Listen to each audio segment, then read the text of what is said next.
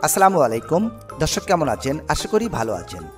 আজকের এই এপিসোডে আমরা আলোচনা করব কিভাবে আপনার মরিচের বেড তৈরি করবেন এবং কিভাবে আপনার মরিচের বেড তৈরি করে কত দূরত্বে চারা লাগালে আশা করি কুকরি এবং উইলসের মতো বড় বড় রোগবালাই থেকে আপনার ফসলকে রক্ষা করতে পারবেন এবং এই প্রতিকূল আবহাওয়ায় সর্বোচ্চ মরিচ সংগ্রহ করতে পারবেন, সর্বোচ্চ বাজার দরটা লুফে নিতে পারবেন।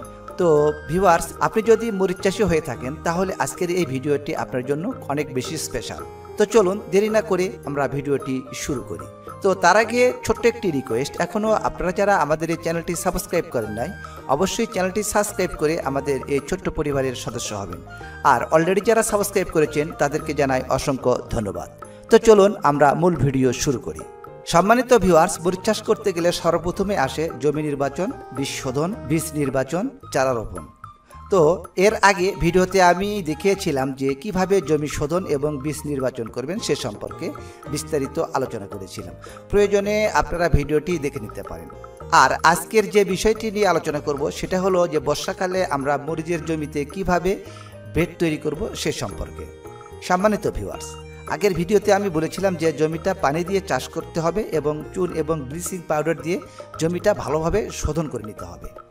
অনেকে আমাকে কমেন্টস করেছেন এবং ফোনে বলেছেন যে ভাই, আপনি যে বললেন এই বর্ষা মাসে আমরা যদি পানি দিয়ে জমি চাষ করি তাহলে কিভাবে আমরা বেড তৈরি করব, সে সম্পর্কে আজকের ভিডিওতে আমি আলোচনা করব যে কিভাবে আমরা এই বর্ষা মাসে জমিতে পানি দিয়ে চাষ করার পরেও কিভাবে মরিচের বেড তৈরি করব। সম্মানিত ভিউয়ার্স, পানি দিয়ে জমিটা চাষ করার পর 3 থেকে 4 দিন পর পানিটা কেটে বের করে দিতে হবে এবং কাদার ভিতরে ভিডিওতে যেভাবে আপনারা দেখতে পাচ্ছেন যে 10 ফুট দৈর্ঘ্য এবং 2 ফুট প্রস্থ এরকম কাদার ভেতরে বেড তৈরি করতে হবে। এখানে একটি অসুবিধা হবে যে বেডটা উঁচু নিচু হবে, তাতে কোনো সমস্যা হবে না।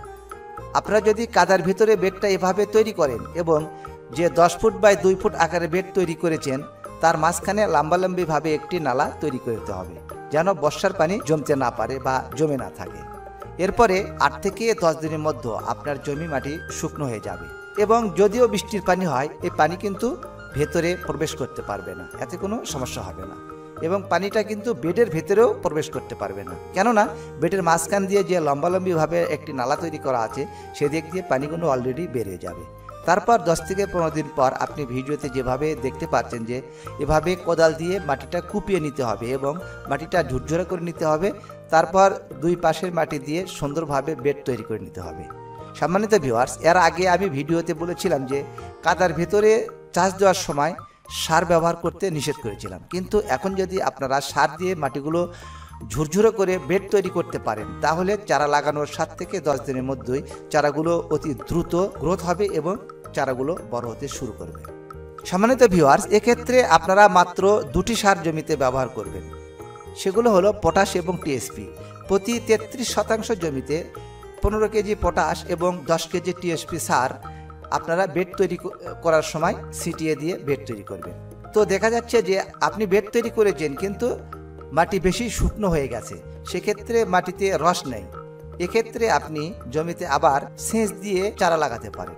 আরেকটি বিষয় লক্ষ্য রাখবেন, যেহেতু এই বর্ষার সময় জমিতে মরিচ চাষ করব, তাই মরিচ কিন্তু পানি সহ্য করতে বা সহ্য গ্রহণ করার ক্ষমতা কম, তাই অবশ্যই আপনারা জমিটা চারিধারে সুন্দর করে নালা তৈরি করবেন এবং আপনি যে 10 ফুট বাই 2 ফুট বেড তৈরি করেছেন তার মাঝখান দিয়ে লম্বালম্বিভাবে একটি ড্রেন তৈরি করে দেবেন।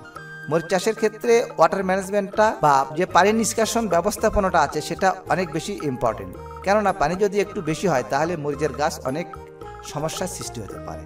সম্মানিত ভিউয়ার্স, আপনারা অনেকেই জানেন মরিচ গাছকে শোষক পোকা আক্রমণ করে বা আক্রমণ হয়ে থাকে, যেমন লাল মাকড়, জাপ পোকা, সাদা মাছি, এ ধরনের পোকামাকড়ের আক্রমণ তো অনেক বেশি পরিমাণে দেখা যায়।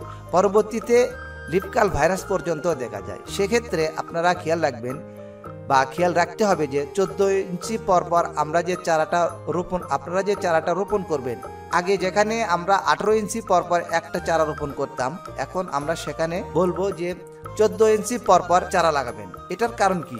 যখন আপনি ঘন করে চারা লাগাবেন তখন গাছটা বড় হওয়ার পর গাছের শিকড়ে এটা ছায়া দেবে, যার ফলে দেখা যাবে যে গাছের গোড়ায় সরাসরি সূর্যের রোদটা পড়বে না, গাছের গোড়টাকে এবং এমনকি গাছের গোড়টাকে অনেক অংশে কমিয়ে দেয়, পাতা কুকড়ানো শুরু হয় এবং উইল্টিং এর মতো সমস্যাগুলো দেখা যায়।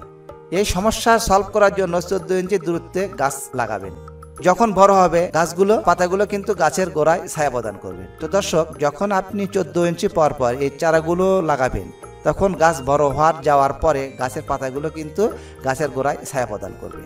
সম্মানিত দর্শক, যখন আপনি 14 ইঞ্চি পর পর চারাগুলো রোপণ করবেন তখন কিন্তু চারাগুলো সম্পর্ক হবে আমেরিকা চীনের মতো, মানে চারাগুলো পুষ্টি নিয়ে কিন্তু মারামারি করবে।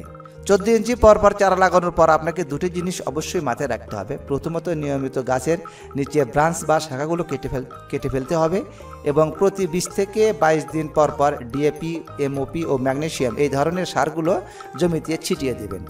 এবং যখন ফল হারভেস্ট করবেন বা ফল তোলা শুরু করবেন তখন কিন্তু জমিতে আপনাকে সরিষার খোল ব্যবহার করতে হবে। আগাম কিংবা অতি আগাম মরিচ চাষ করার জন্য জমি নির্বাচনটা কিন্তু খুব অতীব জরুরি। এ বিষয়ে আমাদের চ্যানেলে ভিডিও দেওয়া আছে, প্রয়োজনে আপনি দেখে নিতে পারেন।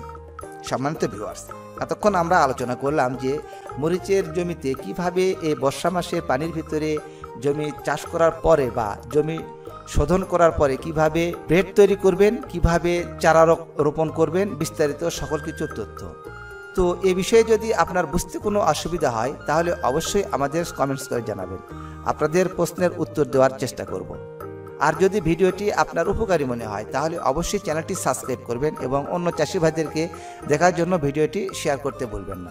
আজকের ভিডিও এ পর্যন্তই। কথা হবে পরবর্তী অন্য আরেকটি নতুন এপিসোডে। সে পর্যন্ত সবার সুস্বাস্থ্য ও দীর্ঘায়ু কামনা করে আজকের মতো বিদায় নিচ্ছি। সবাই ভালো থাকবেন। আল্লাহ হাফেজ।